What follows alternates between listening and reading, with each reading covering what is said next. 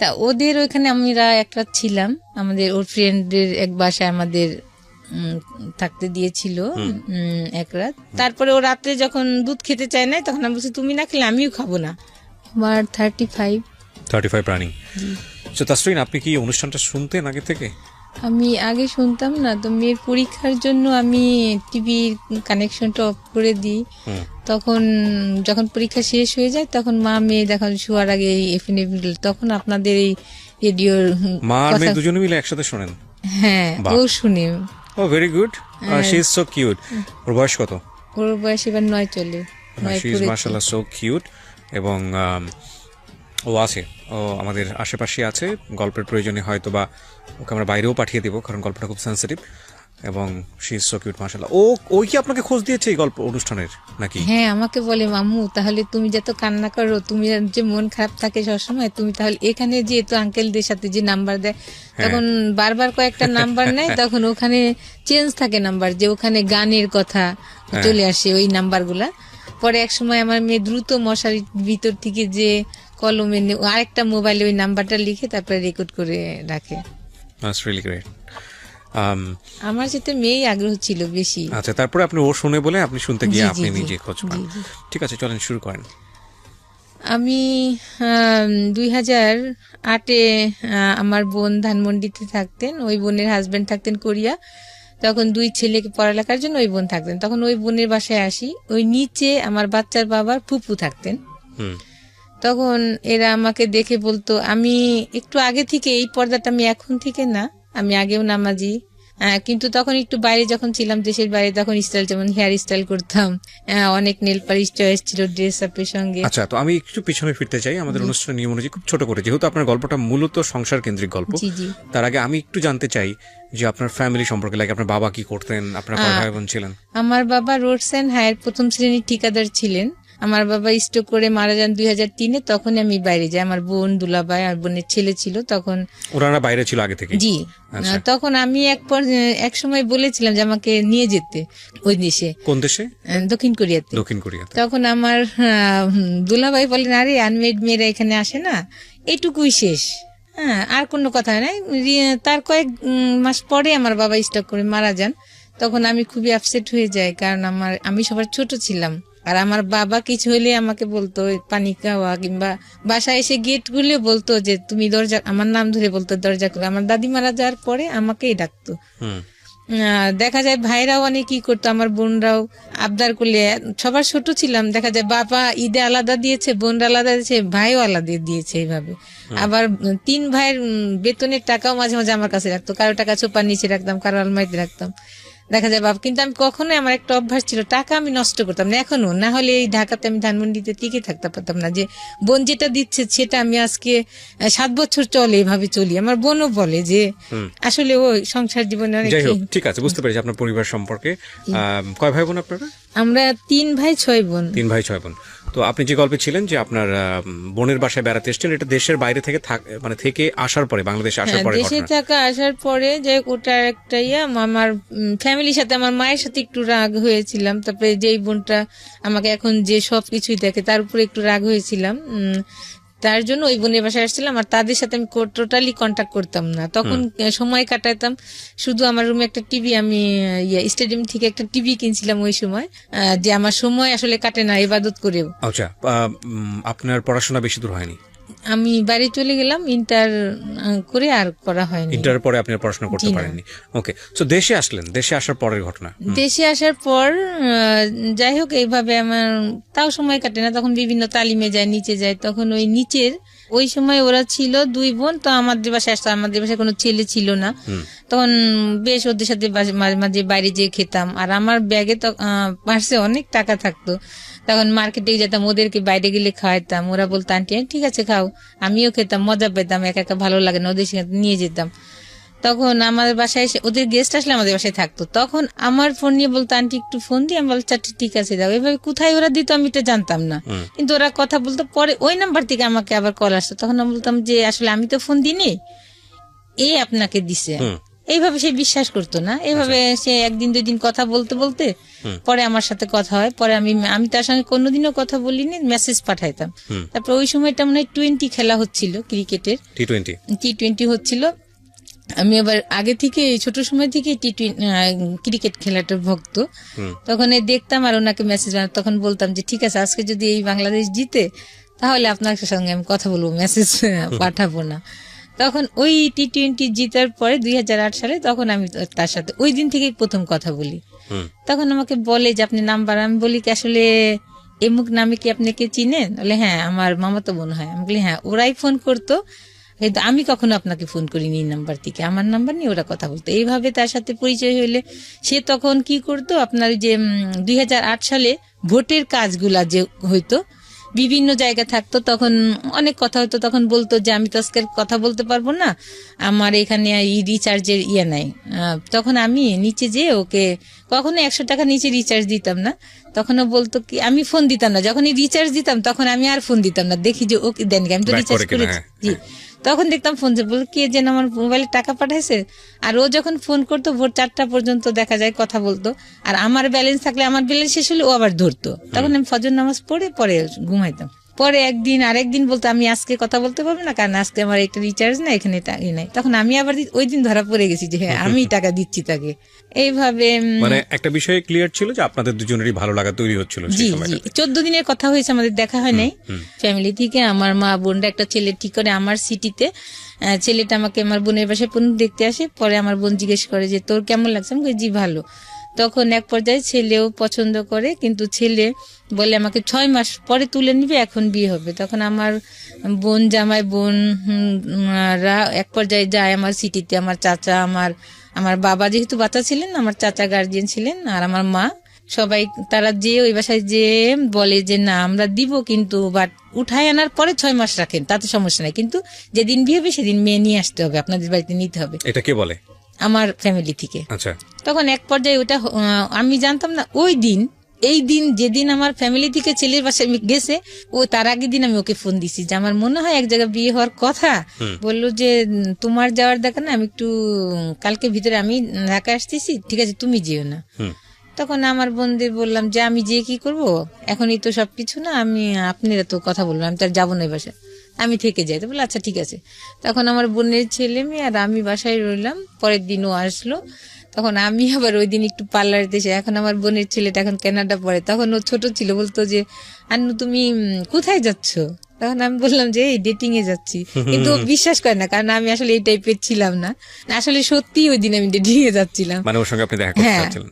তখন ওকে বললাম, mean time 14 দিনের মধ্যে কি এরকম হয়েছে যে আপনি ওকে পছন্দ করে ফেলেছেন, ভালোবেসে ফেলেছেন, ও আপনাকে ভালোবেসে ফেলেছে? ওর কথা অনেক শুনতাম, ওই যে ওর কাজিনদের মুখে, এই দিক থেকে ভালো লাগে। 14 days is not enough to fall in love actually, but soft corner তৈরি হয়েছে। জি জি, মাঝখানে যেটা হতো আমার বিয়ের যে আমি যে নিচে থাকতাম, যখন ওরা যেতাম, ওরা আমাকে ওর আম্মা, ওই মেয়ের মারা বলতো যে এর জন্য বিয়ে হবে।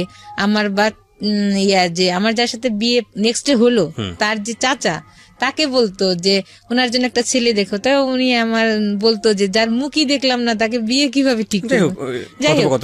হ্যাঁ, তখন ও আসার পরে আমি তো তখন আমার 10,000 টাকার একটা ঈদে নিয়েছিলাম, ওই সময় 10,000 টাকার একটা 3 পিস, অনেক কাজ করা বাইরের ড্রেসটা ছিল, ওটা পরে গেছি। তারপরে অনেক সাজছিও পার্লারে যে। তারপরে এখন গুড়ি গুড়ি বৃষ্টি হচ্ছিল, তা আমি রিক্সায় বসা। তার আগে কথাটা ওকে বলতাম যে আপনি যে আমি তো সুন্দর না, আমাকে যে পছন্দ হবে কিভাবে বুঝবো? তখন বলবে তোমাকে যে আমি পছন্দ করলে ঠিক আছে তোমাকে আমি কিস দিব একটা। হ্যাঁ, কিন্তু আমি একটু বিশ্বাস করি নাই। যাই হোক, তখন আমি ওকে ফোন দিই, তখন দেখি যে ছেলে ফোন উঠায়, তখন আমি বুঝি এই হবে। অনেক লম্বা, ও 5 ফিট 10। তখন ও ফোনটা উঠায়, তখন আমি বলি আমি এই রিক্সায় আছি পিছন থেকে। তখন ও আসে, রিক্সায় বসেই প্রথমে আমাকে কিস দেয়। তখন আমি মানে কি কথা বলবো না কি করবো, আসলে হারাই ফেলি তখনকার ইয়েগুলা। তখন আমি রিক্সাওয়ালাকে বলি কি যে মামা আমি কোথায় যাবো, ওই সময় আসলে কোনো মাথায় আসছিল না। তখন আমি বলি মামা আপনি ধানমন্ডি পার্কে যান, গুড়ি গুড়ি বৃষ্টি হচ্ছে, ওটা মাথায় খেয়াল করি নাই। তারপরে গেলাম, ওখানেই জাস্ট 1 ঘন্টা কথা হয়েছে। তখন এই কথাগুলো বললাম, শেয়ার করলাম। তখন ও বললো ঠিক আছে কোনো সমস্যা নেই, আমি বিয়ে করবো তোমাকে, আমার দেশে যেতে হবে না, ওই ছেলেকে বিয়ে করতে হবে না। তখন আমি বললাম কি করতো ছেলেটা তখন? জানতাম যে ও তো ইঞ্জিনিয়ার, কিন্তু ওই কাজটা তখন ও করে, ভোটার আইডি কার্ডে ভোটার আইডি কার্ডের কাজটা হ্যাঁ কাজ করে। তারপরে কি হলো বললাম তখন বললো কি চলো একটু মার্কেটিং। তখন তো আমার কাছে আসলে অত টাকা ছিল না, তখন আমি ওর জন্য একটা মেরুন পাঞ্জাবি দিয়ে কাজ করা পাকিস্তানি। 14 দিনের মধ্যে এত দূর চলে গেলেন আপনারা? ওই যে আমার বিয়ে ঠিক হয়েছে দেখে ও আসছি ঢাকাতে। বাট ঠিক আছে, বাট ওরা আমি দেখি নাই। না, আপনাকে তো দেখতে আসতেছে, বিয়ে তো ঠিক হয়নি তখন। ওই জন্য ও যখন কথা হলো তখনই বললো যে না তোমার ওখানে যেতে হবে না, আমি তোমাকে বিয়ে করবো। তারপরে আমি বললাম যে আপনি যে বিয়ে করবেন ঠিক আছে, আপনি তো আত্মীয় আছে তাহলে এখানে, তাদেরকে বলেন। বললে না তাদেরকে বলা যাবে না। আমি কই আপনার বাবা মা না, কি না তাও বলা যাবে না। মানে আপনি ওকে ভালোবেসে ফেলেছেন, টু বি অনেস্ট? হ্যাঁ আসলে 14 দিন কথা হয়েছে। যাই হোক, এইগুলো কিন্তু পয়েন্ট, হ্যাঁ এগুলো খুব পয়েন্ট, এবং এগুলো আমাদের জীবনে প্রতিনিয়তই ঘটে। 14 দিন হয়েছে ওনার ক্ষেত্রে, কারো কারো ক্ষেত্রে 1 ঘন্টা হয়ে যায়। This unbelievable. আর ওই দিনে আমি প্রথম দেখি, তারপরের দিনে আমার আর কি বিয়ে হয়। তখন আমরা নিউ মার্কেট যাই, নিউ মার্কেটে যে আমার সাইজ চুজ করে ওর ড্রেসগুলো আগে কিনে দিই ওকে, আর আমার শাড়ি পুরা টাকাটা হয় না, আমাদের যে টাকা ছিল শপিংটা হয় না করা। পরে আমি কিছু টাকা করে রেখে আসি, বলি আপনাকে এইভাবে আমি পাঠাই দেবো, দিয়ে যাবো এখন। পরে এসে আমার শাড়িটারিও কেনার পর আমার ব্লাউজ বানাই দিতে দেয়। আর আমরা বাইরে তখন খেলাম, দুজনে খেয়ে আমাকে আমার বাসার কাছেই নামাই দিয়ে চলে গেল। আপনারা দুজন সম্পর্কে জানতেন? ওই যে ফোনে যত কথা হয়েছে। মানে কি জানতেন? ওর পরিবার সম্পর্কে ডিটেইল জানতেন? হ্যাঁ জানতাম, কারণ ওর কাজিনরাই সবসময় বলতো। আচ্ছা, আমাকে আগে নিয়ে পরিবার সম্পর্কেও জানতো না? তেমন জানতো না আমার পরিবারের সঙ্গে। 14 দিনের দিন দেখা, প্রথম দেখাতেই এরকম একটা ঘটনা। আমি আসলে কিছু বলি নাই, কিন্তু কারণ কি তাকে চিনি না, তার কাছে আমার ফ্যামিলি এত কথা। পরের দিন আপনারা বিয়ে করার প্ল্যান করছেন, তো বিয়েটা তো আসলে পারিবারিক বন্ধন, দুই পরিবার বলেছিলাম আমি। কিন্তু ও তখন একটা বলে যে না, যদি বিয়ে না হয়, তুমি যদি অন্য কোথাও বিয়ে করো তাহলে আমার কি হবে জানি না। তখন আমি ভাবলাম যে, আর আমি তখন ওই যে যখন ধান পার্কে গেলাম, ওকে আসলে মুখও দেখতে পারিনি, শুধু পায়ের দিকে তাকাইলাম। আসলে আমার পাটা অনেক সুন্দর না, আমার হাত সুন্দর কিন্তু, বাট ওর পাটা অনেক সুন্দর ছিল। আমি তখন পায়ের দিকে তাকাই থাকতাম, পা দেখে আরো না, আমি ওই নিচেই তাকাই আছি তো, পাই দেখতেছি শুধু, তার মুখের দিকে লজ্জা পাচ্ছি তাকাইতে। তখন শুধু পায়ে দেখতেছি, তখন বলছি যে পাটা যখন সুন্দর নিশ্চয়ই লোকটাও সুন্দর হবে এমন। তখন যখন ও অন্যদিকে তাকাচ্ছে হয়তো বা তখন আর চোখে একটু দেখি, কিন্তু আমি এতই লজ্জা বোধ ছিল, কিন্তু তখন আমি অনেক ম্যাচিউরড মেয়ে, কিন্তু আমি লজ্জা পাচ্ছিলাম ওর দিকে তাকাইতে। ফোনে কথা হওয়ার দেখা অনেকটা একটু থাকে, ব্যতিক্রম থাকে। তখন যখন ফেস টু ফেস কথা কই তখন লজ্জা ছিল, কিন্তু ওকে আমি অনেক টাইম ওর মুখের দিকে তাকাইতে পারিনি। যাই হোক, এক পর্যায়ে তখন ও মার্কেটে নিয়ে যায়, এগুলা কিনা হয়। তখন আমি ওর ওই কাজিনের মায়ের কাছ থেকে আমি টাকাগুলা নিই। তখন আমার ব্যাংকে যাওয়ার ছিল না। পরে ওখান থেকে 6,000 টাকা নিয়ে আমি আরো মার্কেটের ওখানে দোকানটা দিয়ে আপনারা নিজেরা শপিং করেছেন। পরে ও আমাকে রেখে গাজীপুর এক ফ্রেন্ডের বাসায় যায়। আমি কালকে তুমি রেডি হয়ে থাকো, আমি তোমাকে নিতে আসবো। অনেক বৃষ্টি থাকে, এত বৃষ্টি, আমাকে ছিনজি করে নিতে আসে। ওই দিন আমি একটু সাজি যে আজকে যখন আমার একটা দিন, তখন সে যে ওর ওই ফুপুকে আমি সালাম করতে যাই, আমি বলি কি দোয়া করেন? বলে হ্যাঁ আপনার মনে আসা পূর্ণ হোক। কিন্তু সে জানছে না যে তারই আসলে ভাইয়ের ছেলে। যাই হোক, পরে ওখানে অনেক ওরা অ্যারেঞ্জমেন্ট করে, গাজীপুর সালতা আমার বিয়ে হয়। বিয়ে হলে বিয়ে ছিল ওর ফ্রেন্ডরাই ছিল, আমার কেউ ছিল না আমার পক্ষে। তখন এক পর্যায়ে কাবিনের টাকা বেশি লিখেছে, 4 লাখ টাকা কাবিন হয় দেখে। একটা বিষয় খুবই খেয়াল করার মতো, সেটা হচ্ছে ঘটনার যদি একদম 2 লাইনে সাম আপ করি, উনি যাকে বিয়ে করলেন ওনাদের নিচ তলার ভাড়াটিয়া, যার সঙ্গে ওনার একটা সম্পর্ক ছিল, এই অর্থে 2 বোনের সঙ্গে উনি বাইরে মাঝে মাঝে আউটিং করতেন। তারা ওনার ফোন ব্যবহার করে যে ভদ্রলোককে উনি বিয়ে করলেন তাকে ফোন দিত। তো এইভাবে আসলে ওনার সঙ্গে কথোপকথন একটা পর্যায়ে, এবং 14 দিন কথোপকথন যেটা হয়েছে যে উনি অনেক বেশি লোনলি ছিল। ইতিমধ্যে উনি বাড়ি থেকে রাগ করে ওনার বোনের বাসায় আছেন, ওই সময়টাতে উনি টাইম পাস করছেন, বিভিন্ন রকমের কথাবার্তা বলতো ওই ভদ্রলোকের সঙ্গে। ইন দ্য মিন টাইম ওনার বাড়ি থেকে বিয়ে ঠিক করা হয়, সেটা ওই ভদ্রলোক জানতে পারে। জানার পরে ওনার সাথে ফার্স্ট দেখা, ইমোশনালি ওনারা একটা সিদ্ধান্ত নিয়ে ফেলেছেন, দে উইল ম্যারি। এবং যেখানে মেয়ে পক্ষের কোনো গার্জিয়ানই উপস্থিত নেই, ছেলে পক্ষের কয়েকটা ফ্রেন্ড আছে। এই বিষয়গুলো খুব খেয়াল করার মতো। আপনারা হয়তো গেস করছেন যে এরপরে কি হবে না হবে, বাট এগুলো আমাদের প্রাত্যহিক জীবনে হয়। হওয়ার পরে আসলে কি হয় সেটাও খুবই লেসন। আচ্ছা, আজকের স্টোরিতে হ্যাঁ বলেন। তারপর ওখানে নিয়ে যে বিয়ে হয়, তখন ওই কাবিনের টাকা করতে যে টাকা থাকে না, তখন আমার গলায় চেন ছিল, চেনটা রেখে আমি ওখান থেকে কিছু লোন করি, যে টাকা আমি পাঠাই দিলে চেনটা নিয়ে যেতে।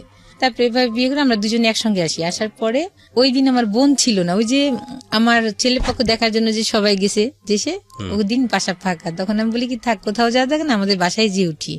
তা ওদের ওইখানে আমরা একটা ছিলাম, আমাদের ওর ফ্রেন্ডের এক বাসায় আমাদের থাকতে দিয়েছিল এক রাত।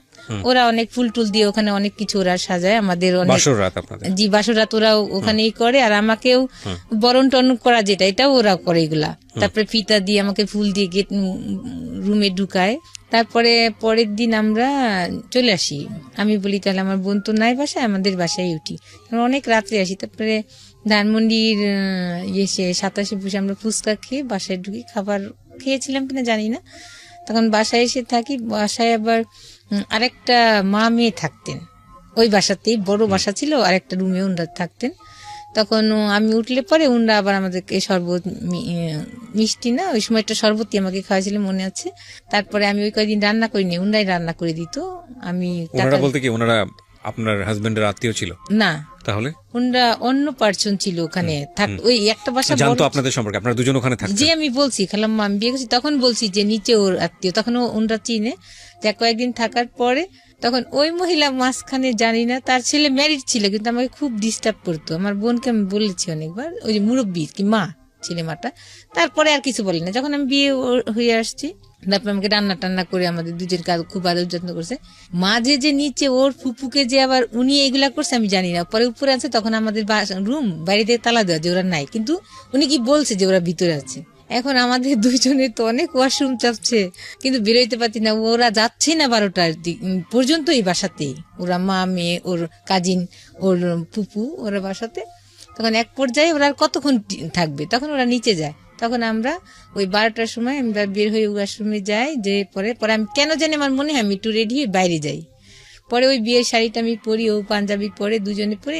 পরে আমি বলি কি, ওনার যে মেয়েটা থাকতো, যে আমাদের সাথেই আরেকটা যে ইয়ে থাকতো খালাম্মা, ওনার মেয়েটা, আমি বলি কি আপা আমরা একটু বাড়িতে ঘুরে আসি।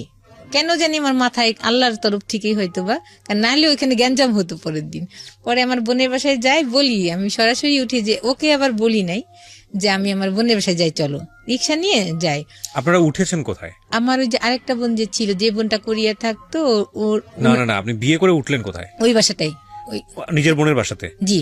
ওই বোন জানতো যে আপনারা বিয়ে করে এসেছেন? না, ওই বোন তো ওই যে বললাম না বাসায় ছিল না, যে আমার জন্য ছেলে দেখতে গেছিল সবাই দেশে। মানে ওই বাড়িতে আপনার আত্মীয় স্বজন কেউ ছিল না যেখানে উঠেছেন? বোনের ছেলে, কারণ একটা ছেলেকে নিয়ে গিয়ে আপনি উঠতেছেন, বাসায় মানুষজন সন্দেহ করবে না? না, তখন ওই যে ওই খালাম্মারা ছিল, বলছি আমি যে বিয়ে করছি আমি। খালাম্মা বলতে কোন খালাম্মা এটা? মানে আমার বোন, ওখানে তো বড় ফ্ল্যাট ছিল, দেখা যায় একটা রুমে ওই খালাম্মা তার মেয়ে ছিল, খালাম্মার হাজবেন্ড ছিল। এই খালাম্মাটা কি ধরনের খালাম্মা? ওই বাসায় থাকতো আমরা, যে আর কি আপনাদের সাথে ভাড়া থাকতো? হ্যাঁ, জি জি। আচ্ছা, ভাড়াটিয়া ছিল। তার আমার বোনরা তো সবাই মিট হয়ে গেল আমাদের বাড়িতে ওই ছেলে দেখার জন্য। ওই ফাঁকে তো আমি এটা খারাপ কাজটা করেই ফেললাম। যাই হোক, তখন বাসায় উঠি, তখন উনাকে আমার তো বলাই লাগবে, আমি বাসার ভিতরে আসছি একটা ছেলে নিয়ে, এটা আমি বলবো না। তারপরে আমি 2 দিন না 3 দিনের মাথায় পরে আমার ওই বোনের বাসায় আমি যেয়ে উঠলাম রাত, তখন 12টা 12:30 বাজে, বললাম যে আমি বিয়ে করছি। তখন আর কিছুই বলে না, আমার বোন হাসলো, কারণ আমি তখন ম্যাচিউরি ছিলাম। আর আমি মাঝে ওই যে একটা ব্যাপারে ভাই বোনদের উপর রাগ হয়ে বিয়েই বসতে চাইনি, বলছি বিয়ের কথা শুনতেই পারতাম না। ঠিক আছে, আমরা স্টোরি দিকে আগে। হ্যাঁ, তারপর যাই হোক, তারপরে বিয়ে করার পরে এখন পর্যায়ে তো তারা জানছে। পরে ওরা যে ভিতরে সব আমার শ্বশুরকে ফোন করে বলছে, চাচা শ্বশুর, আমি জানি না এগুলা। পরে আমাদেরকে ফোন না, আমি ড্রেস নিতে আসি বাসায়, আমার বোনের বাসায় আমি থাকি। আমার বোন বলে কি যাওয়া দেখা নাই, ওখানে কে রান্না বাড়া তোর দিবে, তোর এখানে থাক।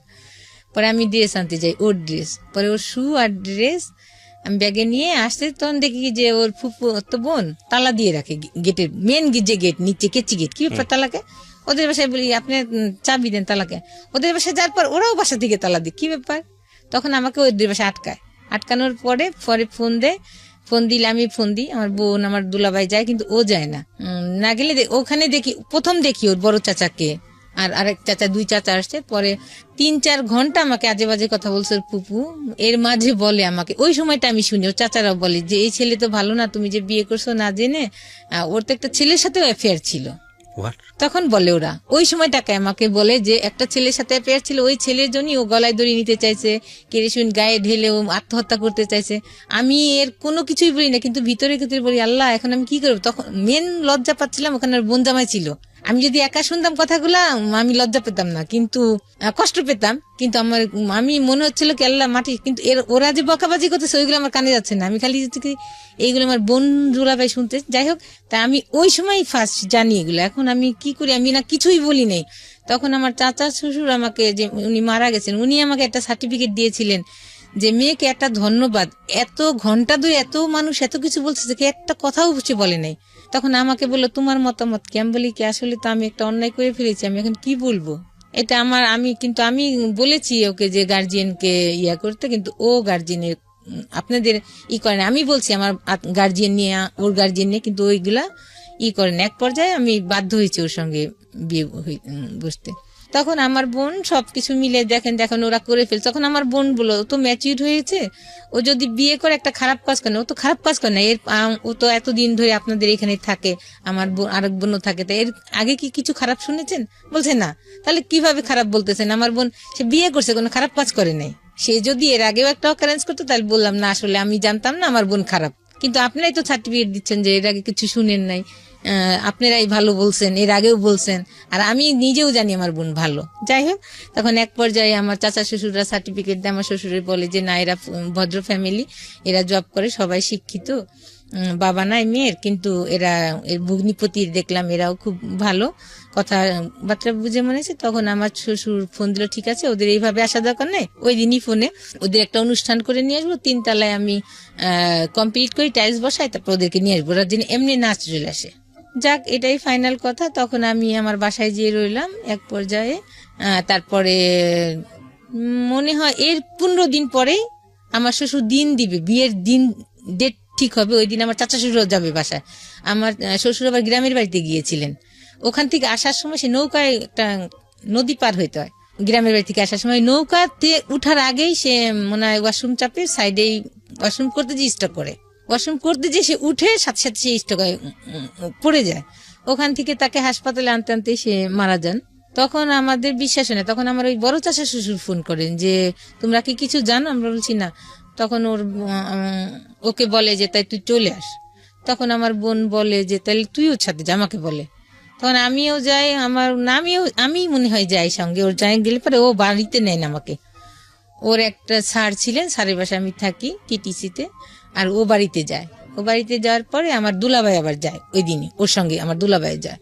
পরে গেলে আমার দুলাভাই ওই সময় মৃত বাড়ি গেলেও সে তার যে সামাজিকতা সেটা করে গেছিলেন, দাদি শাশুড়ি, নানি শাশুড়ি, আমার শাশুড়ির জন্য শাড়ি, এগুলা সব সে সামাজিকতা করে গেছেন। তখন তারা বললো যে দেখেন এখন তো এই পর্যায়ে অনুষ্ঠান করার আসলে মন মানসিকতা নাই, আর মানুষও একটা খারাপ বলবে, তাহলে আপনি ওকে, আমার বাচ্চার বাবার কথা বলে যে ওকে যে নিয়ে আসুক। এক পর্যায়ে আমাকে নিয়ে যায়, ও অনুষ্ঠান ছাড়াই নিয়ে যায়, গ্রামের বাড়িতে উঠায়, ওখানে ছোটখাটো অনুষ্ঠান হয়, তারপরে আমাকে শহরের বাড়িতে নিয়ে আসে। তারপর শাশুড়ি ওই বাড়িতেই থাকে, গ্রামে থাকে। শাশুড়ি আমার বোনরা আমাকে রেখে আসে শহরে। এক পর্যায়ে আমাকেই সব বহন করতে হয় তাদের, শুধু ঘরে চাল ছাড়া আর কিছু লবণও রাখে না, আর কলের পানি ছিল। আমার বোন আমাকে 10,000 টাকা দিয়ে আসে যে হাত খরচ বাবদে, ওই 10,000 টাকা আমি 1 মাসে খরচ করি, এর ভিতরে আর কোনো বাজার কর না। তারপর এক পর্যায়ে সিলিন্ডারে গ্যাস শেষ হয়ে যায়, আমি চুলাতে রান্না করতে পারি না, পরে আমি গ্যাসও কিনি। এক পর্যায়ে তারা আর বাজার করে না, কিছুই করে না, কিন্তু তার ভিতরে আমি যাওয়ার পর থেকেই তারা করে যে আমাকে ছাড়াবে। নেক্সট একটা কথা, আমার দাদি শাশুড়ি ভাই উকিল ছিলেন, তা উনাকে আবার আমার শাশুড়ি ওনার সঙ্গে যোগাযোগ করে যে ওকে নিয়ে কথা। তখন আমার হাজবেন্ডকে নিয়ে যায়, আমার দাদি শাশুড়ি ফোন করে নিয়ে যায়, বলে যে কত টাকা কাবিন করছিস, সেগুলো বলে কি বুঝে শুনে করছিস, এত টাকা কাবিন করছিস, বউ তো ছাড়তে হবে। বলে আমি বিয়ে তো করছি ছাড়ার জন্য না, যাই বিয়ে করছি ছাড়ার জন্য না। এইভাবে অনেক ঝামেলা চলতে থাকে। আর আমাকে যত শাস্তি যত প্রকারে আছে, আমাকে ডাইনিং স্পেসে শুতে দেয়। দেখা যায় যে ও আসলে আমি সারাদিন আমরা কথা বলতে পারি না, আমি যদি কিচেনে থাকি ও কিচেনে যে আমার সঙ্গে কথা বলে, আমাকে ধরে কিচেনে। কিন্তু তারা সবাই খাওয়া দাওয়ার শেষে আমি শুইছি, লজ্জা পাচ্ছি। আর বেডশিটও এমন একটা নোংরা ছিল, পরে আমার বোন একটা বেডশিট দিয়ে আসে, ওটা আমরা ব্যবহার করি। আমি কোনো কিছুই বলি না। উনি 6 মাস শুধু খেসারি ডাল দিয়ে ভাত দেয়, আমি খেতে না পেরে কাজের বোয়ারে দিয়ে আমি কচু শাক আমি রান্না করে ফ্রিজে রাখি, যে এইভাবে কিভাবে ভাত খায় ওরা নাস্তা। কিন্তু আমি নতুন বউ, বলতেও পারছি না কিছু। তারপরে এইভাবে আমার বোনটা বললে ওরা কি মাছ কিনে না? আমি বললাম তোর মাছ কিনে না, আমার তখন টাকা শেষ, আমি তখন আর কিভাবে আমার বাচ্চার বাবা শুধু একটা ডায়েরি ছিল, সামলাইতে থাকে। কেন ডায়েরিটা সামলাই কেন? পরে একদিন কোথায় সামলাই আমি জানি না। পরে একদিনকে আমার বাচ্চা দাদি বলে ওই ড্রামে পুলার চাল আছে, তুমি ধান বাঁচতে পারো? আমি বসে থাকি, আমার দেবরদের পড়াই, তারপরে আমার সময় থাকে, তারপরে বলে এখন ওদেরকে পড়াইতে বলে, এখন ধান চাল দিছে বাঁচতে, ঠিক আছে বাঁচতেছি। তখন ওখান থেকে চাল নিতে যেদিকে একটা ডায়েরি, এখন ডায়েরির পুরাটা আমি পড়ি, কোনো কিছুই পাই না। ওর স্কুলের সামনে যে দাঁড়ায় তার জন্য ওর আত্মহত্যা, এগুলা লেখা আছে যে আমার মনে হয় আমি কেরোসিন গায়ে ঢেলে মারা যায়, আমি গলায় দড়ি নিই ফ্যানের সাথে, এগুলা লেখা আছে। বাট কোনো ক্লু পাই না যে এই ক্লুতে আমি বিশ্বাস করবো তার সাথে আসলে শারীরিক সম্পর্ক ছিল। পরে এক কার সাথে বলতে কার সাথে? ওই যে ছেলের সঙ্গে? ওই ছেলেটার সঙ্গে যে আমি যখন শ্বশুর বাড়ি গেলাম আরো কম বেশি শুনছি এটা। আচ্ছা, শোনার পরে তারপরে আমি বিশ্বাস করি। ওই ডায়েরি শেষে যখন আমি এক জায়গাটা দেখি যে তোমার এই জায়গা যদি কোনো কেউ হাত দেয় তাহলে আমি অনেক কষ্ট পাবো, তখন বলি হ্যাঁ। সে যখন তার আগে আমি ডায়েরি পুরাটা পড়ছি, কোনো কুলু না পেয়ে ওই কথাটা যখন, তখন আমার আর কিছু লাগে না যে হ্যাঁ তার সাথে ছিল কিছু একটা, মানে এটা দুজনই ছেলে সম্পর্কই ছিল। হ্যাঁ কিছু একটা ছিল, সবাই বলছে, ওর মা সবাই জানে, ফ্যামিলি জানে, কারণ একই রুমে থাকতো দীর্ঘদিন। This is the very important thing. আমি কেন বারবার বলি এই গল্পটা কমন, মানে এই গল্পের প্রেক্ষাপটে আমি যে কথাগুলো বলবো সেগুলো কমন, খুবই কমন। বারবার বলি, প্রতিবার বলি, বিয়ে একটা পারিবারিক বন্ধন। বিয়েটা কখনোই ভেরি শর্ট টাইমে, ইট ইজ নট ফ্যান্টাসি বস, এগুলো ফ্যান্টাসি না। বিয়ে জিনিসটা ফ্যান্টাসি না। বিয়েটা দুটো মানুষের মধ্যে হয় না, দুটো পরিবারের মধ্যে হয়, অ্যাকচুয়ালি তাই। এবং ভালো করে একটা মানুষকে না জেনে, না বুঝে, না শুনে কখনোই এই সিদ্ধান্তটা নেওয়া উচিত না, উচিত না এবং উচিত না। কারণ বিয়েটা মানেই দায় মুক্তি না, বিয়েটা মানেই দায় সারা না। বিয়ে হয়ে যাওয়া মানেই হচ্ছে যে সবকিছু শেষ হয়ে গেল তা না, বিয়ে হয়ে যাওয়া মানে হচ্ছে সবকিছু শুরু। এবং এই ভুলগুলো আসলে আমরা ইমোশনালি যে কত বড় স্কেলে করি, আনথিঙ্কেবল। বলেন তারপর। কিন্তু ও যে এই ধরনের আসলে বোঝা। আপনি পেলেন, তারপরে কি করলেন? পেলে পরে তখন এর আগের কথাটা বলি, ওই যে যখন অনেক রাতে আমি ওই ডিসিশন নিয়েছিলাম প্রথম দিনে, ওর চাচারা যখন মিট হলো ঢাকাতে, আমি যাওয়ার আগে শ্বশুরবাড়ি, বলছিলাম যে না ওকে আমি ছেড়ে দিব, কিন্তু ও সারা রাত আমার এই দুই পা ধরে বসেছিল। আপনি ওকে জিজ্ঞেস করেছিলেন যে তোমার সম্পর্কে কোনো শুনেছি এটা ঠিক কিনা? কিনা? এগুলা মিথ্যা। তাহলে আমি বলে কি করে বিশ্বাস করি, তুমি কি করলে আমি বিশ্বাস করি? আমি কি কোনোদিন যদি আপনার কিছু শুনি তোমার, তাহলে আমি ইয়া করব। তখন আমার এই সারা রাত পা ধরে বসেছিল যে তুমি আমাকে ছেড়ে যেও না, হ্যাঁ তুমি কোনোদিন আমার কোনো খারাপ কিছু পাবা না।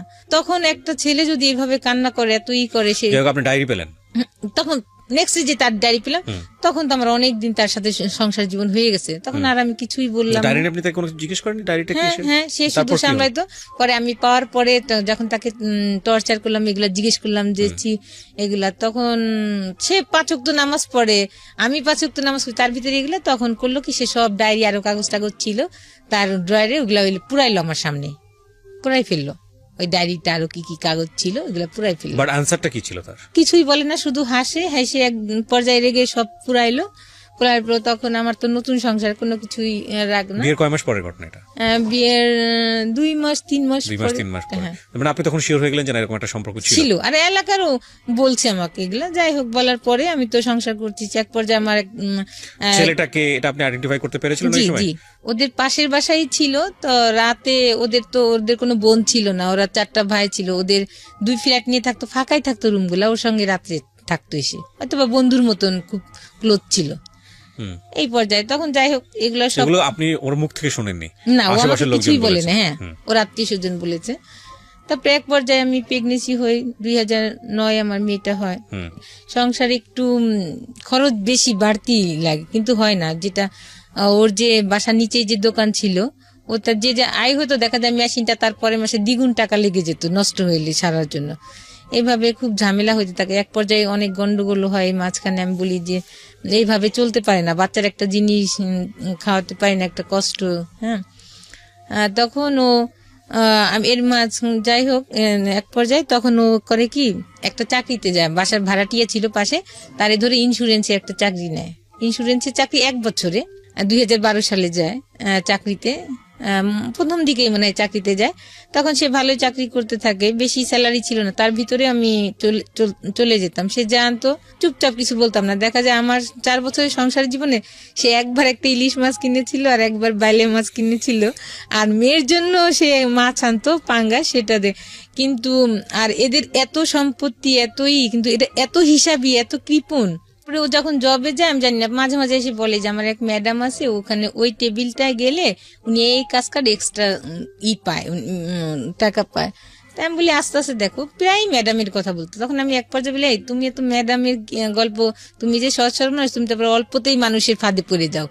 কয় কি আরে না ঝামেলা। আমি কি হয়েছে? কয় কি না ম্যাডামের একটা পারিবারিক সমস্যা। আমি কেন, ওনার ভাই বোন নাই? কয় হ্যাঁ, এক ফুপা আছে, ওনার হাজবেন্ডের সাথেই হচ্ছে না ঝামেলা। এর ভিতরে কিন্তু সেই জড়াই গেছে, আমি জানি না। আমার বাচ্চার যখন 2nd বার্থডে, ওই দিনই ও প্রথম ঢাকায় যায়। পরে আমি এগুলো মিলাই, আসলে কি ওকে আমি অন্ধবিশ্বাস করতাম, কেন জানি আমি ভাবতাম না ও সত্যই কোনো বাসায় মেয়ে আসলে বাইরে ও তাকাইতো না, তাদের মুখের দিকে তাকাই কথা বলতো না, তাদের সাথে কথা বলতো না, শান্ত স্বভাব ছিল। আমরা জোরে কথা বললে বলতো যে তোমরা তো বাইরে যাও না, বাইরে গেলে তো মুখ আমার দেখায় যায়, তোমরা এত জোরে কথা বলো কেন, বাসার রাস্তা থেকে শোনা যায়। এই ধরনের সে খুবই, আর সে কি বলবো অন্য ধরনের মানুষ ছিল। আমার কাছে না, শুধু আমার ফ্যামিলিও বলে, কিন্তু সেই ব্যক্তিটা যে এত খারাপ কাজ করতে পারে এরপরেও। তারপরে আমার বাচ্চাটা এরকম ম্যাডাম ম্যাডাম করতো। তখন ফার্স্ট ডেতে আমি ফোন করি, ঢাকা আসছে সে মেশিনের কাজে, বাড়ি থেকে ঢাকা আসছে। আসার পরে কি ব্যাপার, ফোন ধরে না, রিসিভ করে না। ওর বার্থডে বাজার করবো, সে গেছে 12টায় পৌঁছেছে, তার ফুল বন্ধ, ওর দাদির ফোন দিয়ে দেয় বন্ধ। তখনই সারি ওই মেয়েটা। আর ম্যারিড পার্সন, একটা কথা আমি যেটা বলি, ম্যারিড পার্সন মেয়েদের হয় কি সহজেই সহবাস হয়ে যায় একটা পুরুষের সাথে যদি সম্পর্ক থাকে, কারণ তখন তো মেয়েটার আর মেয়ে একটু ভয় পায় যে না কি করবো। আর ছেলেদের কোনো প্রবলেম নাই, কেউ দেখলেও কি আর না দেখলেও কি, যে এটা আমার তর্ক, কিন্তু মেয়েদের টান মেয়েড ভয় পায় কিছু অ্যাক্সিডেন্টলি কিছু ঘটে কিনা, কিন্তু আমার পরবর্তীতে আমার সংসার জীবন কেমন হবে। কিন্তু ম্যারিড মেয়েরা কিন্তু এটা ভাবছে না, একটা ম্যারিড ছেলের সাথে সম্পর্ক। যেটা আপনার পার্সোনাল অপিনিয়ন, আমরা ওই জায়গাটায় না যাই, ইভালুয়েশনের জায়গাটা না যাই, ঘটনাটা কি ঘটেছে সেটা বলেন। হ্যাঁ, তখন দীর্ঘদিন ওই মেয়ের সাথে যোগাযোগ করে, যেটা আমি জানি না, ওর নামে আর একটা ওর কলিগ ছিল, বলতো কি ভাবি, তখন ওই মেয়েকে নিয়ে ওই মেয়ে একটু দূরে ছিল, বাসা কাছে নিয়ে আসছে যাতে তাকে সে যোগাযোগ বেশি করতে পারে, শর্ট টাইমে চলে আসতে পারে। পরে বলে কি ভাবি আমার কোনো হাতে কিছু নাই, এখন আপনি সংসার আপনি রাখেন। বই কেন, ওই দিন আমি টাকা নিয়ে যাই, ওর জন্য একটা জায়নামাজ গিফট করবো, 13ই নভেম্বরে বার্থডে ছিল, জায়নামাজ গিফট। তখন আমার হাত পা ভেঙে আসে যে কি বললো এটা। তখন আমি বলি আচ্ছা ঠিক আছে। তখন আমি আর বাসায় আসি না, বাসায় না এসে ওই মেয়ের অফিসের কাছে দাঁড়ায় থাকি। ওই দিন ও অফিসে নাই। ও আবার কি করতো, সবাই যখন লাঞ্চে যেত ও তখন যেত না, তখন ও ওই মেয়ের সাথে কথা বলতো, সবাই যখন লাঞ্চের থেকে আসতো তখন ও লাঞ্চে আসতো।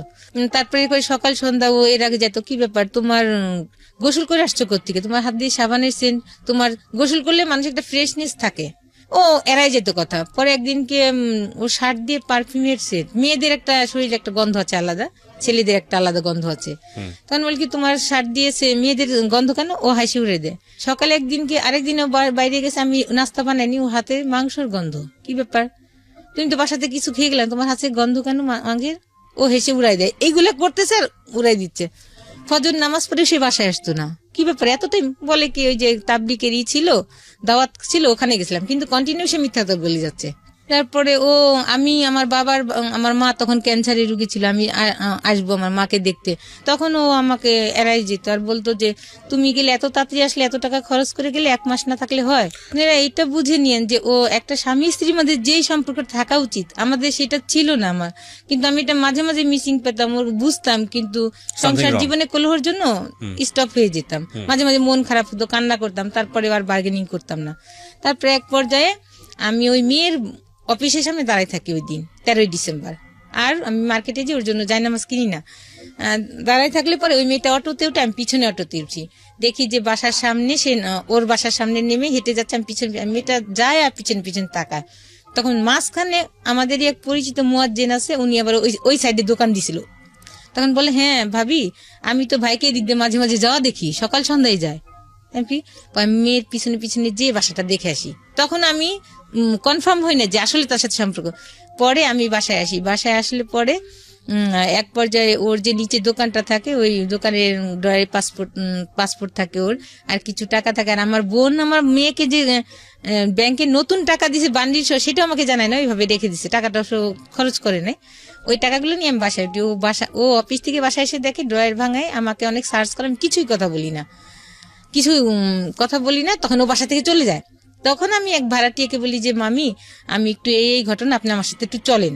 তখন উনি আমার সঙ্গে যায়, যে একসঙ্গে আমি আগে যে মেয়েটাকে ফলো করে যে বাসা চিনে আসছি, আমি কিন্তু ভিতরে ঢুকি নেই, মেয়েটাকে আমি দেখাইনি। কিন্তু যখন আমি ও বাসাতে চলে যায় আমাকে টর্চার করে, তখন মামিকে আমি সাথে নিয়ে যেয়ে দেখি যে দুজন একই সাথে, তখন আর আমি সহ্য করতে পারি না, মামিকে রেখে আমি ওকে বলি যে তুমি এগুলা করতে পারলে, এক পর্যায়ে হাতাহাতিয়া। তখন ওই মেয়েকে আমি গায়ে দিই যে এই, তার আগে আমি ওই মেয়েকে সাবধান করে আসছিলাম যে আমার একটা বাচ্চা আছে, এর আগে যে আপনি আমার সংসারটা নষ্ট করেন, ওকে আমি ভালোবেসে বিয়ে করছি ওকে, আপনিও আমার সংসারটা নষ্ট করেন না। বলে কি আপা আপনি কি বলেন এগুলা? তখন আমাকে নাস্তার সাথে আমি কিছুই খাইনি না খেয়ে, যাই হোক এই পর্যায়ে চলে এসে আর কথা বলি না। তখন ওই মেয়েটাকে আমি ইচ্ছা মতো মারি দিই যে তুই তো জানতি যে আমার একটা বাচ্চা ছিল, তোকে না আমি অ্যালার্ট করে দিয়ে আসছিলাম যে আমার সংসার ভাঙিস না, আমার একটা মেয়ে আছে।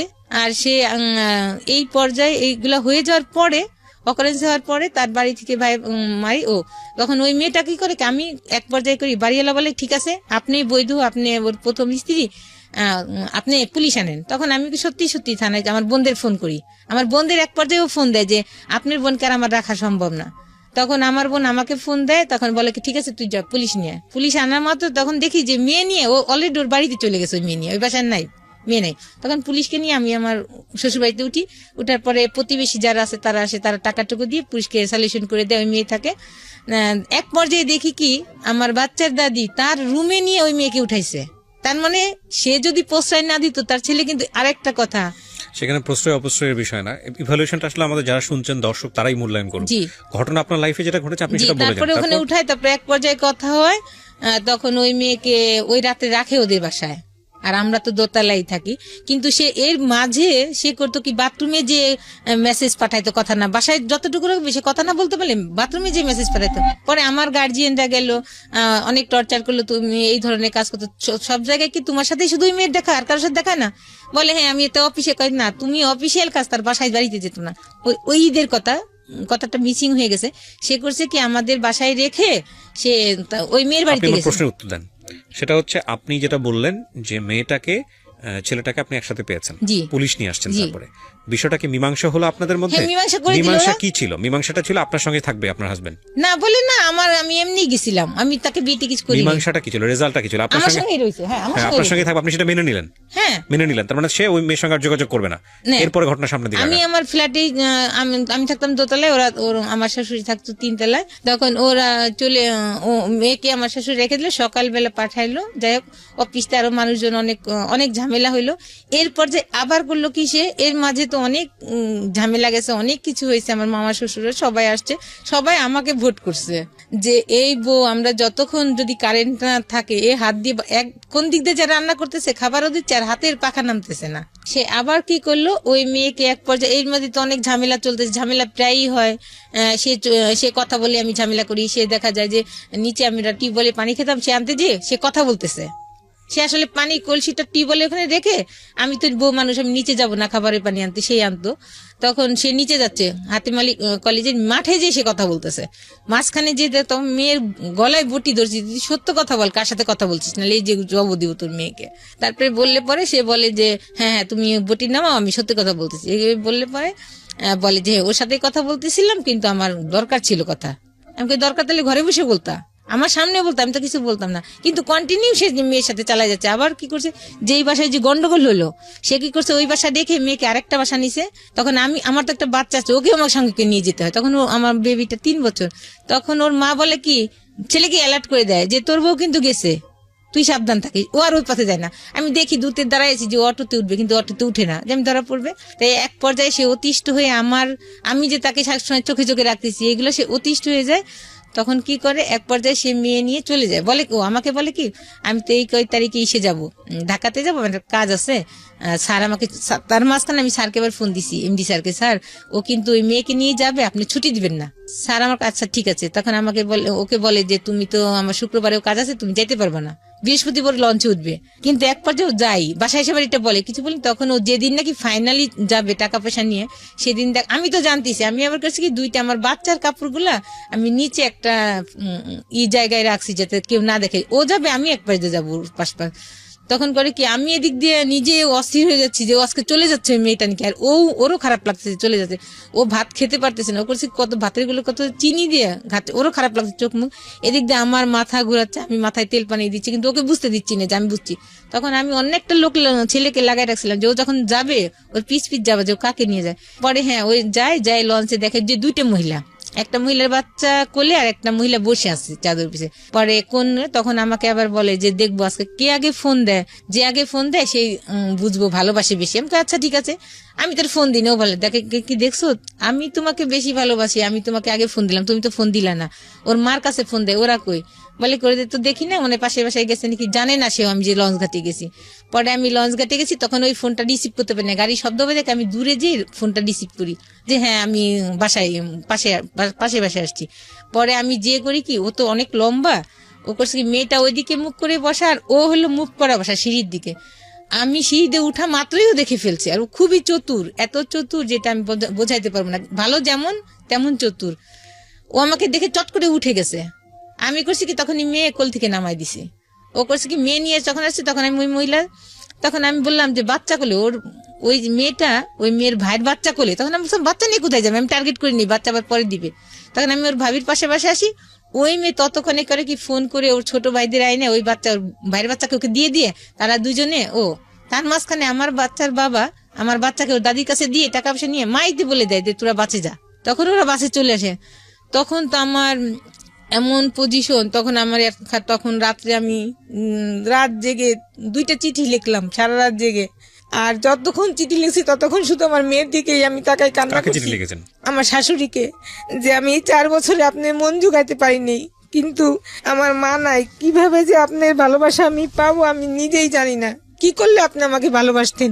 যাই হোক, অনেক ব্যথা পাইছি, আপনার ছেলে সংসার করতে এসে অনেক কষ্ট দিয়েছেন।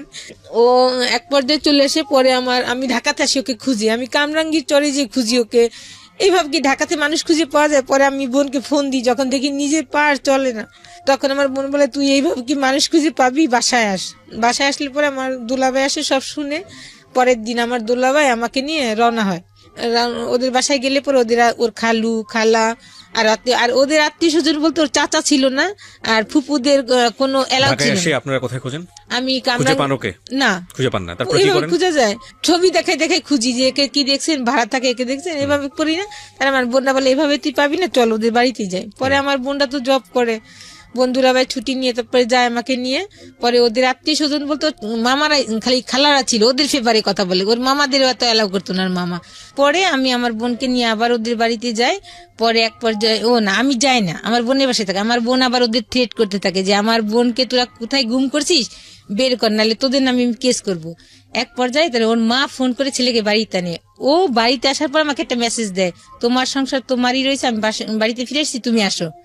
পরে আমার বোনটা আমাকে নিয়ে যায়, সকালে আমরা পৌঁছানোর পরে এক পর্যায়ে অনেক আমাদের আত্মীয় স্বজনও যায় ওইখানে, পরিচিত সবাই, আমার দুলাভাইয়ের যারা সার্কেল ছিল তাদেরকে নেওয়া হয়। ওদের আত্মীয় স্বজন আসার পর অনেক জ্ঞানজাম হয়। এক পর্যায়ে ওরা আমাকে ছাড়ানোর জন্য টাকা পয়সাও রেডি করে রাখছে ওর মা, আমরা সেটা জানি না। তখন এক পর্যায়ে আমার দুলাভাই ওকে গায়ে হাত দিতে যায়, এত বড় বিয়াদব একটা বাচ্চা আছে যেখানে, সেইখানে আমি বলি কি ঠিক আছে। পরে আমি আমার এক আত্মীয় ছিল মুফতি, তখন আমি বলি ভাই ওই মেয়েকে কিভাবে ছাড়ানো যায়? তখন বললে যে কি একটা দোয়া ছিল, যিনি মুত্তাকিলা মুফাসসিল না কি বললে আমার নাম ধরে, তাছাড়া যত স্ত্রী থাকবে তালাক হয়ে যাবে। তখন আমি ভুল করছিলাম যে এটা যদি করে সে তাহলে ঠিক আছে আমি মানবো। পর এইটা করার পরে সকালে শুকুর আলহামদুলিল্লাহ আমি সংসারে থেকে যাই। আমার বোনটা চলে আসার পরে একদিন থাকে বাসায়, তারপরের দিনই করে কি সে বলে যে আমি নল সিটিতে কাজে যাচ্ছি। ওর মা বলে ও কি কাজে যাবে না, তার মিথ্যা কথা বলে কাজে। আর ও করতো কি তখন বাসায় আমাদের দোতলায় থাকতো না, 3 তলায় বেশি সময় কাটাতো, কারণ ওইখানে তো অবাধে সে যাত্রা করতে পারবে না, তার কোনো কেউ বাধা নাই। তখন সে ওই মেয়েকে নিয়ে ওই বাসায়, পরের দিন পরে আমি ফোন দিছি, আমাকে তো বলছে যে বলে কি মেজো ফুপুর বাসায় যাবো ওখান থেকে কাজ সেরে।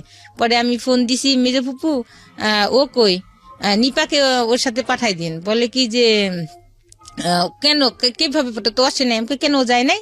পট করে উনার মেজো ছেলে এসে ফোন ধরে, হ্যাঁ ভাবি, উনি আমার ভাসুরই তো, কিন্তু ভাবি বলতো হ্যাঁ ভাবি ও তো আমাদের বাসায় আজকে যাবে না কালকে, আমি করে এক্ষুনি বাসায় পাঠান। আসলে মিথ্যা।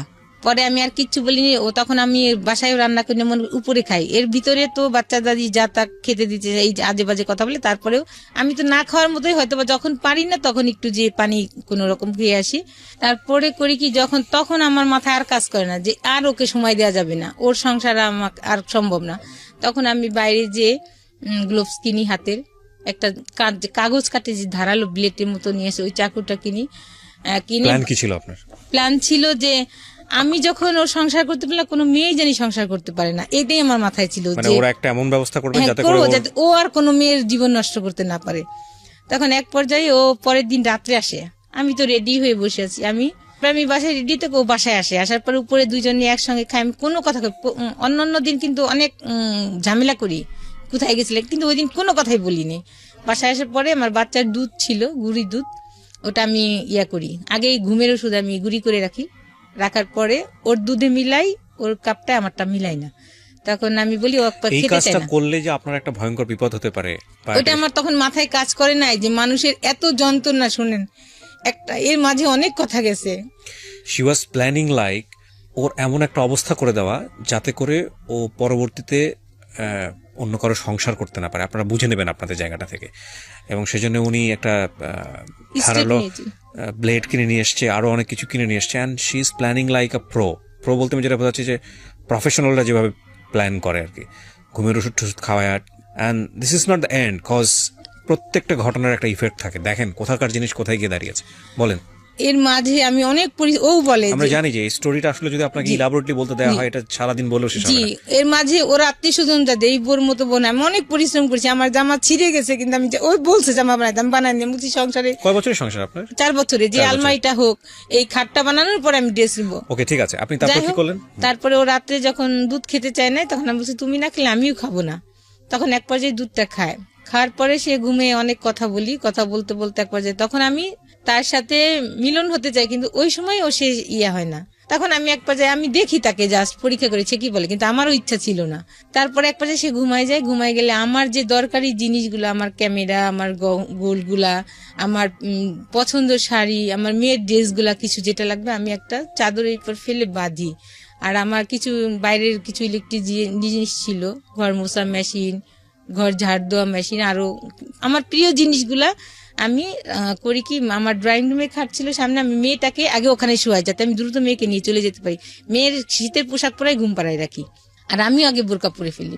পরে বলে আমি নিয়ে তখন আমি মশারিটা নাই, আমার প্রিয় লেপ ছিল, আমার একদম পছন্দের অনেক দামি লেপ, মশারি, আমার কাটা, আমি সব ওকে গায়ে দিয়ে আসছি কেন, যাতে ও শীতে কষ্ট না খায়, ওকে মশারি না কামড়ায়। কিন্তু কাজটা করছি খুব জিদে, কিন্তু আমি চাইনি যে ওকে একটা মশাইও কামড় দিই, কিন্তু আমি ক্ষতি করছি, কারণ যে আমার মনে যে ব্যথা, আপনি ঘুমের মধ্যে থাকা অবস্থায় কাজটা করেন, থাকার অবস্থায় কাজটা করি, তখন ও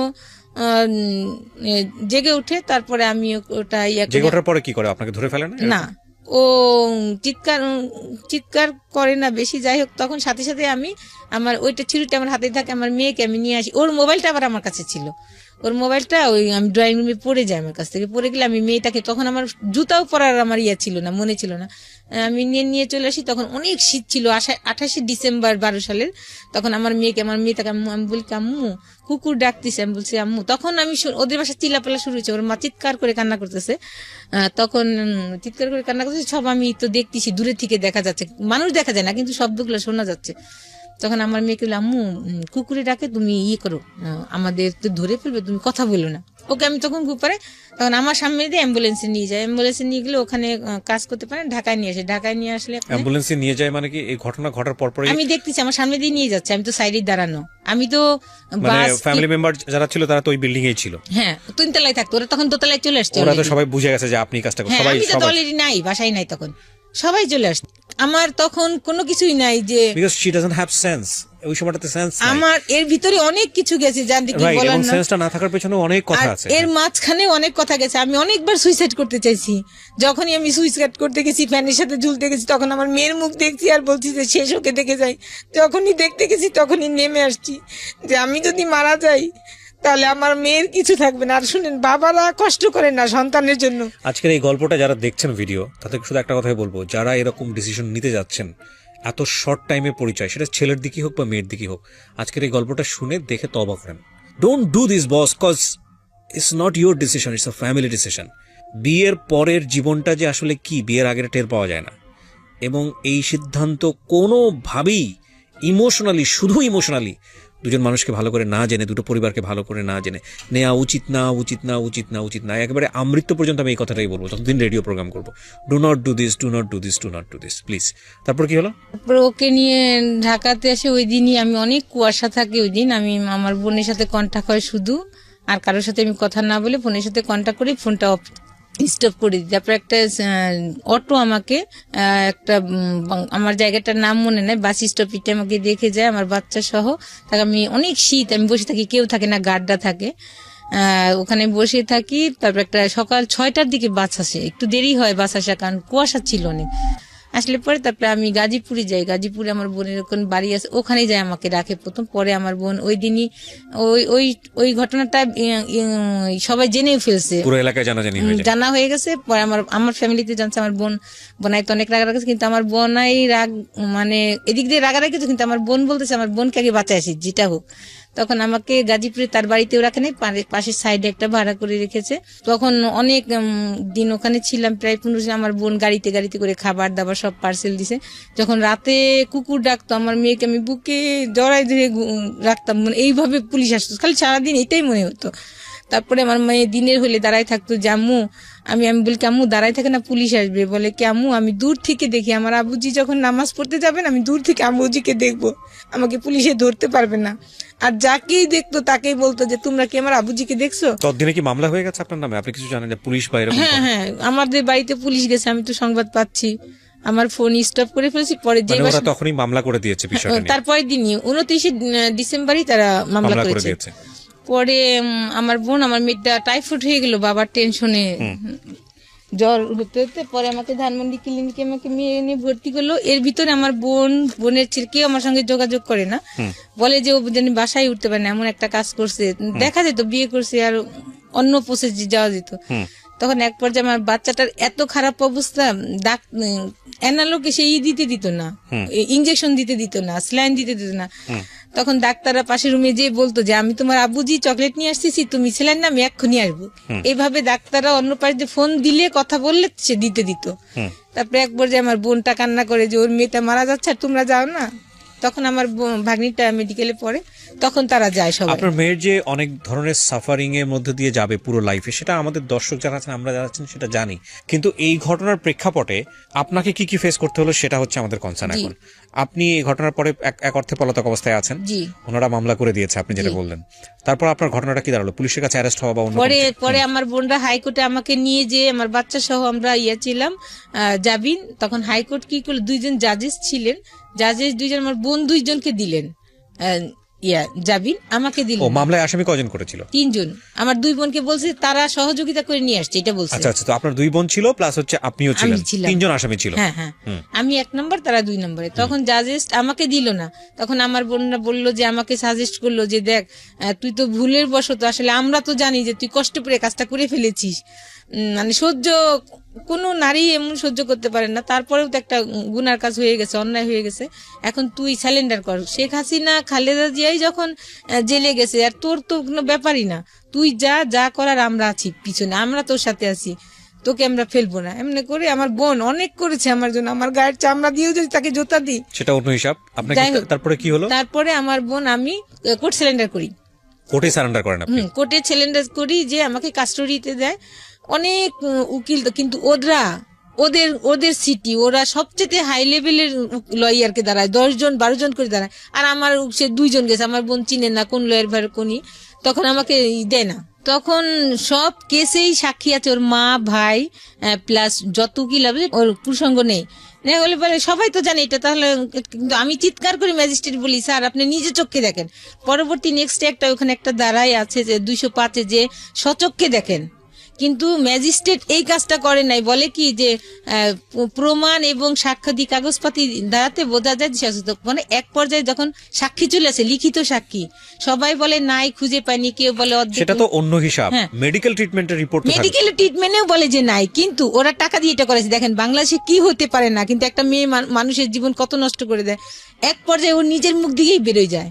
ও যখন দিতে যায়, সাক্ষী দিতে যায়, যে ও তখন ভিকটিম সাক্ষী দিবে যে আমারটা নাই, তখন আমার লয়ার বলে যে আপনি এক বাক্যে উত্তর দেন, কি প্রস্রাবের সাথে প্রস্রাব করেন? তখন বলছে ও হ্যাঁ। তখন বলে তাহলে আমার একটা কথা বলেন, 10 আনি আপনি আছেন না 12 আনি 16 আনি ভালো আছে? তখন ও বলে যে না, আমার 12 আনি ভালো আছে। তখন আমার লয়ার বলে যে মিথ্যা। তখন সারা কোর্টে একটা হইরই পড়ে যে এতগুলা সাক্ষী হলো শেষ সাক্ষী, সবাই বলছে যে নাই, খুঁজে পায়নি। আর এত বছর, 2 বছর অলরেডি, তখন 2-3 বছর চলে যায় কেসটার। 5 বছর ঘুরছে এই কেসটা। আপনি জেল খাটেন কতদিন? আমি প্রথমে কাস্টডিতে আমাকে 9 মাস আমাকে জামিন দেয় নাই, যে নাই তখন আমাকে তো 9 মাস আপনি একটানা জেল খাটেন? হ্যাঁ। আচ্ছা, তারপরে আপনি বের হন, তারপরে এই প্রসিডিউরটা শুরু হয়? হ্যাঁ, বের হলে পরে 2 বছর ধরে এটা চলে? হ্যাঁ, 3 বছর। 3 বছর। তখন 5 বছরের মাথায় 2012-তে ঘটনা কেসটা হয় শেষে, একদম বছরের শেষে। কিন্তু 2017-তে রায় হয়, আমার 5 বছর সাজা হয়। ওই সময় আপনার লোয়ার কোর্টে 5 বছরের সাজা হয়ে যায়? জি, হইলে পরে তখন আমাকে ওইখানে আমার যে পরিচিত মানুষ, আমার ভাই বোন সবাই জব করেন, যার যার সংসার নিয়ে দৌড়াতে পারে না, তখন আমি ওইখানে পরিচিত যে ছিল, জেলের ভিতর যে পরিচয় হয়েছিল, ওরা তখন মাদকের ব্যবসা করতো, কিন্তু ওরা মানুষ ভালো ছিল, তাদের সাথে একটা আমার পরিচয় হয় ওর ভিতরে। জীবনে কোনোদিন ভাবছেন জেল খাটবেন? না, কিন্তু আমি আসলে দেখি শুধু খারাপ মানুষের যেন, অনেক মানুষ ওইখানে কেউ কেউ আছে 14 দিনের রেজাল্ট দেখেন, 14 দিন। বললাম না, আজকে যারা শুনতেছেন, this is not the first time. আমি আমার লাইফে এই রেডিও 13 বছর ধরে রেডিও ক্যারিয়ার আমার, আমি প্রায় 9 থেকে 10 বছর শুধু এই অনুষ্ঠানগুলোই করি, 9 to 10 ইয়ার্স। কত মানুষের জীবন গল্প যে আমি শুনেছি, আমার খালি মোস্ট কেসেস যেটা মনে হয়েছে যে মেয়েদের ক্ষেত্রে সবচেয়ে বড় যে সমস্যাটা, সেটা হলো ইমোশনাল হয়ে বিয়ে করা। মানে এটা যে কি করতে পারে একটা লাইফকে। কত কেস যে আমি উপস্থাপন করেছি। আমি শুধু একটা কথাই বলতে চাই, মেয়েরা বেশি ভিকটিম হয়, বাট ছেলেরাও ভিকটিম হয়। Please do not do. প্রেম আসতে পারে, কিন্তু বিয়ের সিদ্ধান্তের জায়গাটা এরকম ভাবে নিয়েন না, কজ জীবনটা যে কত কঠিন। My goodness. ভদ্রমহিলা আরো কি বলে শোনেন। হ্যাঁ, তারপর যেদিন সাজা হয় সেদিন ছিল বৃহস্পতিবার, আমি রবিবারে কোর্ট স্যালেন্ডার করি, উনাদের কাছে টাকা পয়সা দিই, যে 30,000 টাকা দিই, যে আপনি আমাকে হাইকোর্ট করেন, বাকি টাকা আমি দিব। তারপরে 5 মাসের মাথায় আমাকে হাইকোর্টে থেকে জামিন দেয়। জজ কোর্টে থেকে আমাকে দেয় না, আমাকে তো মেট্রো কোর্টেতে সাজা হলো, জজ কোর্টেতে আমাকে দেয় নাই। কিন্তু আমি জজ কোর্টেতে কিন্তু 5 বছরের সাজা আমি জজ কোর্ট থেকে পেতাম, আমাকে দেয় নাই জামিন। পরে আমাকে হাইকোর্টে থেকে জামিন দিলে জজ কোর্ট থেকে আমি চলে আসি। পরে ওই সময় আমি যখন জেলে ছিলাম 5 মাস, ওই সময়টা আমার বাচ্চা পানিতে পড়ে গেছিল, তখন আমার বাচ্চা সাঁতার জানতো না, আজকে আমার বাচ্চা এই পর্যায়ে থাকতো না। আমাদের একটা ভুলের কারণে, একটা নারী হয়ে নারী সংসার এবং আমাদের সন্তানগুলো শেষ। আপনি বারবার নারীর কথা কেন বলছেন বলেন তো? আপনার যে জামাই, হ্যাঁ পুরুষ, আপনি তার কথা কেন? ওই নারী যদি না জেনে শুনে আসতো তাহলে আসতো না আমার কথাটা। এটা আপনার 100% ভুল ধারণা। এই চিন্তার জায়গা যদি আপনি ডেভেলপ না করেন, তাহলে হয়তো আপনার জীবনে আবারও ভুল হবে, আল্লাহ মাফ করুক। প্রথম কথা হচ্ছে যে আমার চারপাশে তো ভুল করার মতো অসংখ্য এলিমেন্ট আছে। তো তার মানে কি বিষয়টা এরকম যে আমি ভুল করব, কেউ একজন এসে আমাকে জোর করে ভুল করাচ্ছে? আমরা তো সবাই অ্যাডাল্ট। মেয়েটার দোষ দিয়ে লাভ কি? আপনার হাজবেন্ড তো থাকা অবস্থায় গেছে, যদি আপনার কথা সত্যি হয়ে থাকে, তো দোষটা আপনার হাজবেন্ডের। আল্লাহ পাক আমার ইবাদত কবুল। আর আপনাদের ইন্টারনালি কোনো প্রবলেম ছিল কি না ছিল সেটা তো আপনারা ভালো জানেন, আল্লাহ ভালো জানেন। সেটা ওইটা নিয়ে আমরা বরং ওই মেয়েটাকে দোষ না দিই। মেয়েটা যদি দোষ থেকে থাকে, তাহলে মেয়েটার চিন্তা করা উচিত ছিল যে হ্যাঁ, এই সংসারটা, একটা বাচ্চা আছে, এই সংসারটা টিকে থাকা উচিত। এটা আমি আপনার সাথে একমত। কিন্তু এটার মানে এরকম না, যদি আপনার হাজবেন্ডের স্বভাবই এটা হয়ে থাকে, তাহলে ওই মেয়েটা না থাকলে আরেকটা মেয়েকে সে বেছে নিত। সেই জন্য চলে আসছি। এই যে ক্লুটা ধরতে পারছেন, আমি তখন চিন্তা করলাম যে এই মেয়েটাকে আমি আত্মীয় স্বজন সব ঝামেলা করে ধরে কেস কাবারি দিয়ে আমি একে বাদ করতে পারি, কিন্তু এই আবারও যাবে। আচ্ছা, আমি যে প্রসঙ্গে জানতে চাই, আপনাকে 5 বছরে যখন সাজাটা দেওয়া হলো, আপনি হাইকোর্টে মামলাটা নিয়ে গেলেন। হাইকোর্টে নিয়ে আমাকে জামিন দিল, এখন জামিনে আছি আমি। এখনো জামিনে আছেন? তার মানে এই মামলাটা এখনো চলছে এবং এটা কবে নাগাদ রেজাল্ট আসবে, কি হবে না হবে আপনি জানেন না? জানি না। এমন হতে পারে যে আপনার সাজা হয়ে যেতেও পারে। আমার বহাল রয়েছে। তখন আমি এইবার চাইছিলাম যে আমাকে পার্মানেন্ট জামিন দিতে, কিন্তু পার্মানেন্ট জামিন আপনাকে দেয় নাই, আমাকে 1 বছর দিয়েছে। 1 বছর। তার মানে এই মামলাটা কত বছর যাবত চলছে?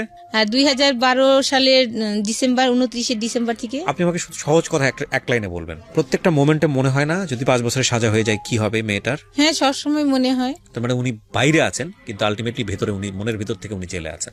আরেকটা যেটা কথা বলি, আল্লাহ সত্যই সবার জন্য আছেন।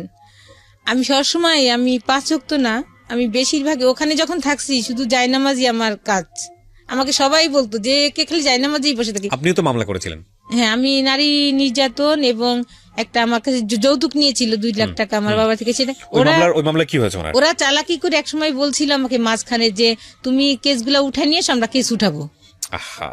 তখন আমি মিসিং এই ভুলটা আমি করি। তখন ওর আত্মীয় স্বজন বলছিল, যখন ওরা যেটা বলাইছিল যে সে কেসগুলো উঠে কাগজপত্র নিয়ে এসুক, আমরা মাঝখানে আমি সব কেস উঠাইছি, কিন্তু তারা কেস উঠাবে না। তখন বলে আমার বোনটা গেছে, গাড়ি নিয়ে গেছে, আমাকে নিয়ে গেছে। আর তখন তারা বলে কি, ওরা যদি ওরা ফোনই স্টপ করে বসে আছে, মানে কেস তোলার পরে কি আপনারা ধরা খেয়ে গেছে? হ্যাঁ। তখন আমি একটা পারিবারিক কেস এসে আবার দরখাস্ত করছি, যে তখন এটা উঠে নেই, দরখাস্ত দিচ্ছি যে নেক্সট তারিখে আসলে উঠবে। তখন শুধু ওই পারিবারিক কেসটা ছিল, আর যে আমার কাছে যৌতুক নিছে এগুলা আর উঠানো হয়ে গেছে।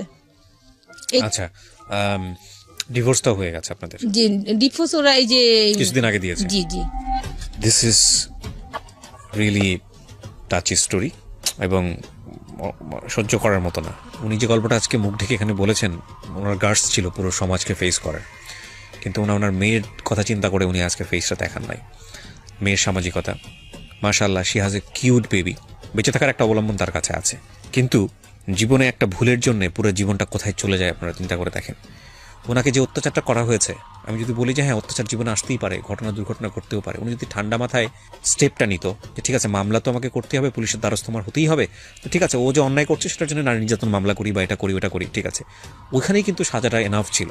কিন্তু উনি না করে নিজে এই ধরনের একটা কাজ করেছে জিঘাংসা থেকে, যে না আমার সংসার যেহেতু হলো না, ওরা এমন একটা ব্যবস্থা করে দিব যাতে করে ও অন্য কোনো মেয়ের কাছে যেতে না পারে, এবং সেটা সে করার স্টেপ নেওয়ার পরে ওনার লাইফটা পুরোটাই বিকলাঙ্গ হয়ে গেছে।